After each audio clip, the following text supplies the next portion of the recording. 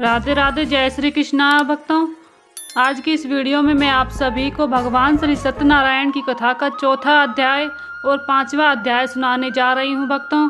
आप सभी इस अध्याय को भी बड़े ही प्रेम पूर्वक सुने भक्तों, और अच्छा लगे तो इसे लाइक करें। चैनल पर पहली बार आए हैं तो प्लीज़ मेरे चैनल को सब्सक्राइब जरूर से करें भक्तों, और बेल आइकन को भी प्रेस कर लें, जिससे आप सभी को व्रत त्योहारों से जुड़ी हुई संपूर्ण जानकारी मिल सके भक्तों। तो आइए भक्तों, शुरू करते हैं भगवान श्री सत्यनारायण की कथा का चौथा अध्याय। तो बोलिए भगवान श्री सत्यनारायण की जय। सूत जी बोले, वैश्य ने मंगलाचार कर अपनी यात्रा आरंभ की और अपने नगर की ओर चल दिए। उनके थोड़ी दूर जाने पर दंडी वेशधारी श्री सत्यनारायण ने उनसे पूछा, हे साधु, तेरी नाव में क्या है? अभिवाणी वाणिक हंसता हुआ बोला, हे दंडी, आप क्यों पूछते हो? क्या धन लेने की इच्छा है? मेरी नाव में तो बेल व पत्ते भरे हुए हैं। वैश्य के कठोर वचन सुन भगवान बोले, तुम्हारा वचन सत्य हो। दंडी ऐसे वचन कहा वहां से चले गए। कुछ दूर जाकर समुद्र के किनारे बैठ गए। दंडी के जाने के बाद साधु वैश्य ने नित्य क्रिया के पश्चात नाव को ऊंची उठते हुए देखकर अचंबा माना, और नाव में बेल पत्ते आदि देख वह मूर्छित हो जमीन पर गिर पड़ा। मूर्छा खुलने पर वह अत्यंत शोक में डूब गया कि तब उसका दामाद बोला कि आप शोक न मनाएं, यह दंडी आपका शाप है, इसलिए हमें उनकी शरण में जाना चाहिए, तभी हमारी मनोकामना पूर्ण होगी।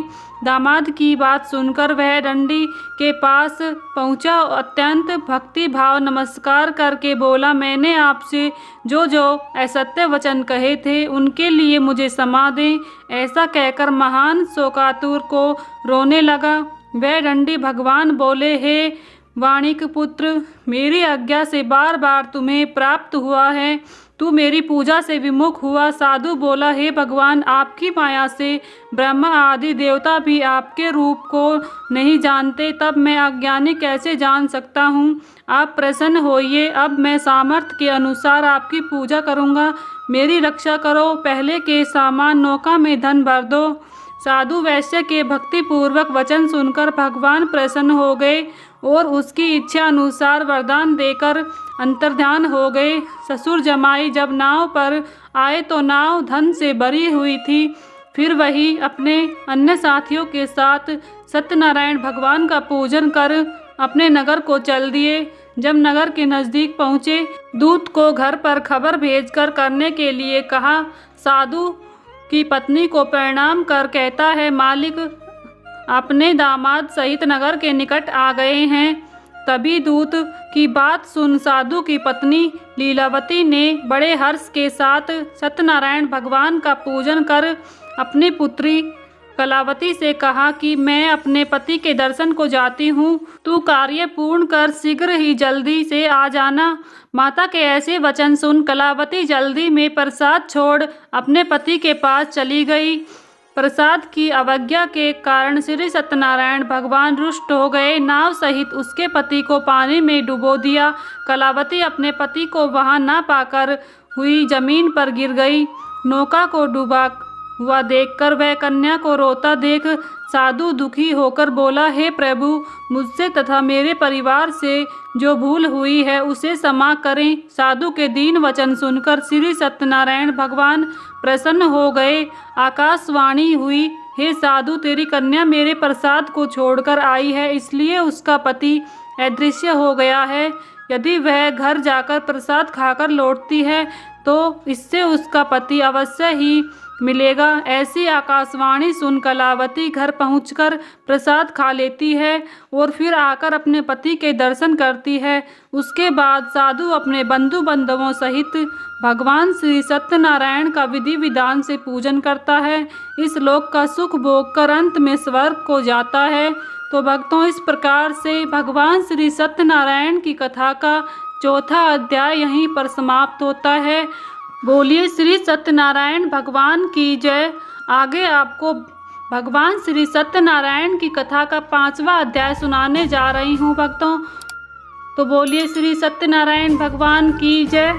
सूत जी बोले, हे ऋषियों, मैं और भी एक कथा सुनाता हूँ, उसे भी ध्यान पूर्वक सुनो। प्रजा पालन में लीन तुंगध्वज नाम का एक राजा था। उसने भी भगवान का प्रसाद त्याग कर बहुत दुखी सान किया। एक बार वन में जाकर वन्य पशुओं को मारकर वह बड़ के पेड़ के नीचे आया। वहां उसने ग्वालों को भक्ति भाव से अपने बंधुओं सहित सत्यनारायण भगवान का पूजन करते देखा। अभिमानवश राजा ने उन्हें देखकर भी पूजा स्थान में नहीं गया और ना ही उसने भगवान को नमस्कार किया। ग्वालों ने राजा को प्रसाद दिया, लेकिन उसने वह प्रसाद नहीं खाया और प्रसाद को वहीं छोड़कर अपने नगर को चला गया। जब वह नगर में पहुंचा तो वहां सब कुछ तहस नहस पाया, तो वह शीघ्र ही समझ गया कि यह भगवान ने किया है। वह दोबारा ग्वालों के पास पहुंचा और विधि पूर्वक पूजा कर प्रसाद खाया, तो श्री सत्यनारायण भगवान की कृपा से सब कुछ पहले जैसा हो गया। दीर्घकाल तक सुख भोगने के बाद मरणोपरांत उसे स्वर्ग की प्राप्ति हुई। जो मनुष्य परम दुर्लभ इस व्रत को करेगा तो भगवान सत्यनारायण की अनुकंपा से उसे धन धान्य की प्राप्ति होगी, निर्धन धनी हो जाता है और भयमुक्त हो जीवन जीता है। संतानहीन मनुष्य को संतान का सुख मिलता है और सारे मनोरथ पूर्ण होने पर मानव अंतकाल में वैकुंठ धाम को जाता है। सूत जी बोले, जिन्होंने पहले इस व्रत को किया था, अब उनके दूसरे जन्म की कथा को कहता हूँ। वृद्ध सातानंद ब्राह्मण ने सुदामा का जन्म लेकर मोक्ष की प्राप्ति की। लकड़हारे ने अगले जन्म में निषाद बनकर मोक्ष प्राप्त किया। उल्कामुख नाम का राजा दशरथ होकर बैकुंठ को गए। साधु नाम के वैश्य ने मोरध्वज बनकर अपने पुत्र को आरे से चीरकर मोक्ष पाया। महाराज तुंगध्वज ने स्वयंभू होकर भगवान में मुक्ति भक्ति युक्त को कर्म कर मोक्ष पाया। तो भक्तों, इस प्रकार से भगवान श्री सत्यनारायण का व्रत करने से मनुष्य के जीवन में शुभ फलों की प्राप्ति होती है और वह मरण उपरांत मोक्ष को भी प्राप्त करता है। तो यहीं पर भगवान श्री सत्यनारायण की कथा का 5वां अध्याय भी यहीं पर समाप्त होता है भक्तों। तो इस प्रकार से मैंने आपको सभी वीडियो में भगवान श्री सत्यनारायण की कथा के अध्यायों को सुनाया है भक्तों, और आपने भी इन अध्यायों को बड़े ही प्रेम पूर्वक सुना है भक्तों। तो आप सभी को अगर ये अध्याय अच्छा लगा हो तो प्लीज़ वीडियो को लाइक करें और चैनल को सब्सक्राइब जरूर से कर लें भक्तों, और बेल आइकन को भी प्रेस कर लें, जिससे आप सभी को व्रत त्योहारों से जुड़ी हुई संपूर्ण जानकारी मिल सके भक्तों। तो मिलती हूँ नेक्स्ट वीडियो में, तब तक के लिए सभी को राधे राधे, हरे कृष्णा।